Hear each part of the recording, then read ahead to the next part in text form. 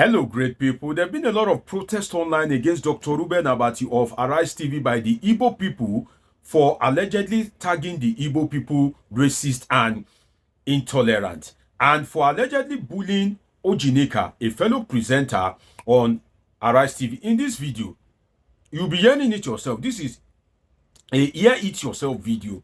You would hear what Godswill Akpabio said, how we extolled the virtue of the Igbo people. You would hear what Ojy presented, Abati's response. Then you would also see another clip later on where Ojy gave Reuben Abati the opportunity to perhaps retract what the Igbos feel offended with, but Reuben Abati decided to bully Ojy. You see, in this video, there's nothing much for me to say, but I want to hear from you. Is that how the Igbo people truly are? Is that how are my Igbo brothers and sisters? Are they truly intolerant? Are they truly racist? I leave that to you, especially if you're an Igbo person, and feel free to share your comment about your experience with the Igbo people. I've had a wonderful, great experience with the Igbo people. I don't know about you. I look forward to your comment. Let's watch the video. Let's watch it. As the family of the late Senator Ifeanyi continues preparations for his funeral, slated for November 22nd in Anambra State, videos from the night of tributes held in the late senator's honor on Monday continue to make the rounds on social media. A video showing Senate President Godswill Akpabio delivering his tribute while hailing Igbo people for their resilience and industrious nature has sparked a debate online. Let's take a look before we come back for a discussion. The Senate passed the Southeast Development Commission, and this is something we feel should have been done immediately after the war. There should have been a special commission to take care of the destruction and the effects of the civil war on the Igbo. A group of very mercantile people, hardworking people, who on their own, where do you think you would have taken money to do all they had done? Almost all the Igbo people that I know after the Civil War, the billionaires are all self-made. Whether in the aviation industry, you look at Ojema, whether you look at Chief Okonkwo, who just found out that he wasn't the only one who sponsored Gobudon Gige. Yeah. And that Ifeanyi was also that the Igbos are very proud people. The Igbos are very mercantile. The Igbos are the only ethnic group in Nigeria that when they enter Kano State, they build houses in Kano State for themselves. They don't rent. They turn around the place. When they enter Lagos, they own almost 2 or 3 local governments and build houses and live there. There's no place they go to, they don't make impact. But other Nigerians will come to my state and rent houses and stay for 15 years and go back without building a structure.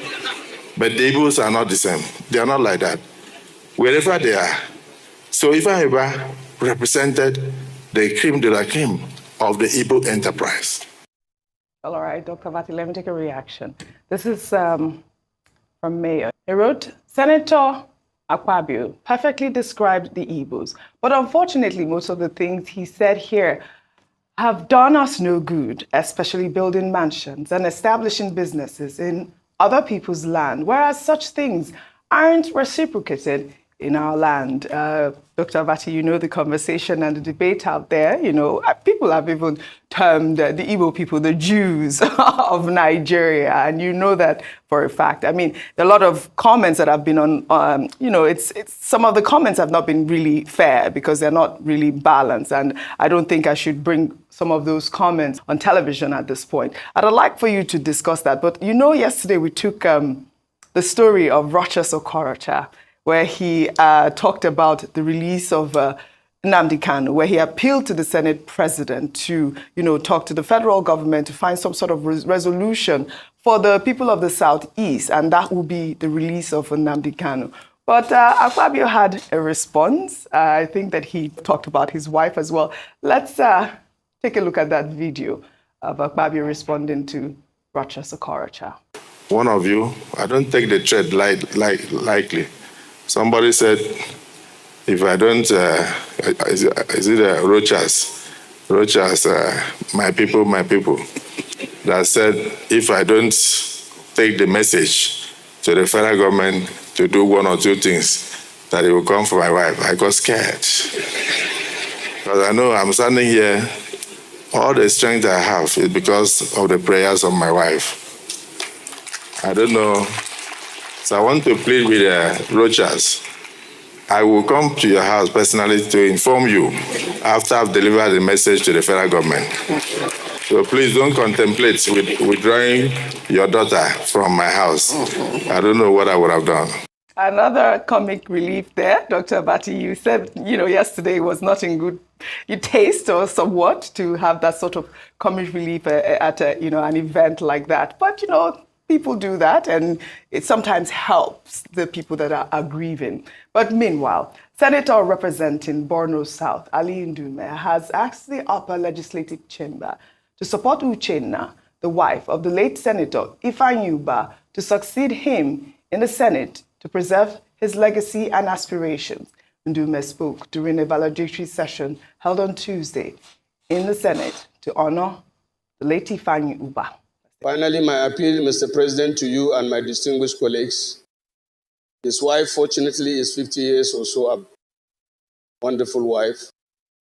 Let us support the family and have the spirit representative of Ifeanyi here in the chamber when the election for the Anambra senatorial district that he represents comes up. Thank you very much. May his soul rest in peace. All right. I think that the headline that went out yesterday confused a lot of people. But I think that it's in good faith that Ali Ndume is probably asking Uchenna to go out to contest. Because obviously that, the Senate membership or the Senate seats is not transferable. You have to actually go out to contest. Dr. Abati. Okay. All of these statements were made at the tribute session in honor of Senator Ifeanyi, representing Anambra South on the occasion of his death. He died in July at 52 from surgery complications in the United Kingdom. Let me start with Senator Ali Ndume. Well, Senator Ali Ndume's attention should be drawn to Section 65 of the 1999 Constitution, which talks about qualification. And it's very clear in terms of how you qualify to be a member of the Senate. It's not something that you get by DNA. It's not something that is transferable. If we do not have a dynastic resolution in terms of who succeeds who. However, the fact that he drew attention to certain persons who have been in that Senate on the basis of the influence, of filial influence. He mentioned Senator Marjorie Okadibo, very beautiful woman, Senator Marjorie Okadibo, if you know her. But she didn't go there because of beauty. But he cited her example. He cited Mrs. Oluremi Tinubu, who became a senator, and he said it's because of the husband that he got there. He cited the example of Senator Iyabo Obasanjo and said, it's because she's the president's daughter. That's how she got it. Now, Senator Abdulaziz Yaradua is also said to have gotten there just to preserve the brother's legacy. I'm not sure that all the persons that have been mentioned will say that they got there because of family connections. They are likely to rebut and say that they got there because they have something to offer. After all, it is the constituencies that determine who should represent them. It should be the people of Anambra South who will determine who will represent them in the Senate, not to take a decision on the basis of filial connection, bedroom romanticism, or DNA connection. However, to go to the subject of the day, I think that Senator Godswill Akpabio made a more important point about how Senator Ifeanyi was a philanthropist, a good representative of his people, a true born Igbo son who did well on the national stage. You cannot fault Senator Akpabio on that score. And the point that he made also about the Igbos being very industrious, being major contributors to this economy, and why they deserve a Southeast Development Commission. I don't want to go to into the politics of commission in order to manage time. But he was very right about the Igbo people. Although he was saying Igbos came to Lagos. They have taken over 3 local government areas. Well, I don't know whether the Eleko of Iko, the Oba of Lagos, will be happy to hear that Igbos have now become homonyless in Lagos. I think that's more about the liberalism of the Yoruba race rather than the, the accommodating, conquering spirit of the Igbos. But the Igbos are industrious. He used the word mercantile. Well, I don't like the word mercantile. But he's right if he says that Igbos are entrepreneurial. And I end by what people say about Igbos. That if you enter a community, a village, you don't see an Igbo man there, please pack your things and go. It means that place is not conducive. However, let me give the flip side. Chief T.O.S Benson, T.O.S Benson, former Minister of Information, now late, on one occasion on the Nigerian Institute of International Affairs, and I'm not making this up, he said it publicly. If anybody can contradict me, let them do so. He said something about Igbo people. He said he had an Igbo wife and had an Igbo daughter, that he wanted to buy land in Igbo land for his daughter, for his wife, to say, I'm getting old. T.O.S Benson is getting old. Let me build in this place for my wife. He said that his in-laws told him that they don't sell land to outsiders. That is the irony of Nigeria about the politics of federation, of unity. The same Igbos who are so industrious that they are all over and they do well in other parts of Nigeria. You go as a non-Igbo man to go and buy a land. You will be told that you don't belong, even as an in-law. That's by way of an aside. But these are the issues, in my view. Well, all right. There you have it. But I'm not done yet. I'm not done yet.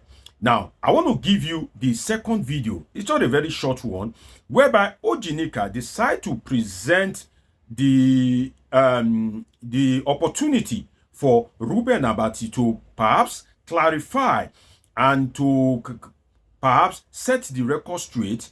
But Reuben Abati decide to bully Ojy. And this is what transpired. Let's watch the video. Let's watch it. Absolutely. Well, I wanted to just touch more on the issues in the Southeast. Yesterday, Dr. Abati, we took this story, and there was a flurry of reactions about whether or not the Igbo people sell land to outsiders. I don't know if you would like to address that, because there were a lot of, people from the Southeast saying that it is not true. No, I have no further comments on that subject. Okay. I was very clear yesterday. I was very specific. I made my point. I provided the context in which I was speaking. If people have a selective hearing, that is their problem. Well, one of the comments is that you cannot paint a whole tribe with one brush. And they have debunked Replay the tape again. Well, replay the tape. No, I was specific about what I said. I provided context. Right. Nobody should tell me any nonsense. Well, if people have a different opinion, they are entitled. No, that's no nonsense duty. I think it's our duty. If people have a different opinion, they have anthropological evidence to support it. They should say so. Well, it's not for me to reverse myself. No. I was just saying to clarify. Except you are expressing your own opinion. No. And then I will come after you and say you are wrong. There's been a flurry of reactions. Yes. And I have to present that it. It comes is my with duty. the job. That comes with the job. It is my duty. It's a free country. It is my duty to present the reactions of the Nigerian people. And not to come and challenge me. Absolutely not. I asked you if you would like to comment. I asked if you would like to comment. I told you. Well, the conversation is that a whole tribe cannot be painted with one man's experience. There you have it. You saw everything that transpired. So it's left for you to make your judgment of Reuben Abati, to make your judgment of Ojy, and to share your relationship, the experience of your relationship with the Igbo people. I really want to hear that. I also want to hear in the comment section. I also want to read in the comment section rather the experience of Igbo people with other ethnic groups, and let your comment be fair. Don't be tribalistic. Don't be an ethnic jingoist. Let us just learn from each other. What has been your experience with the Igbo people And Igbo people, what has been your experience with other tribes in Nigeria? It's been an interesting time with you on this episode of Politin with Dr. Omoshola. Dr. Deji is a political scientist with a PhD in political science. Do well to subscribe, turn on your notification button, catch up with my past videos, and of course, I have great, interesting videos coming your way. Till I see you again, of course, you already know that I love you all sincerely.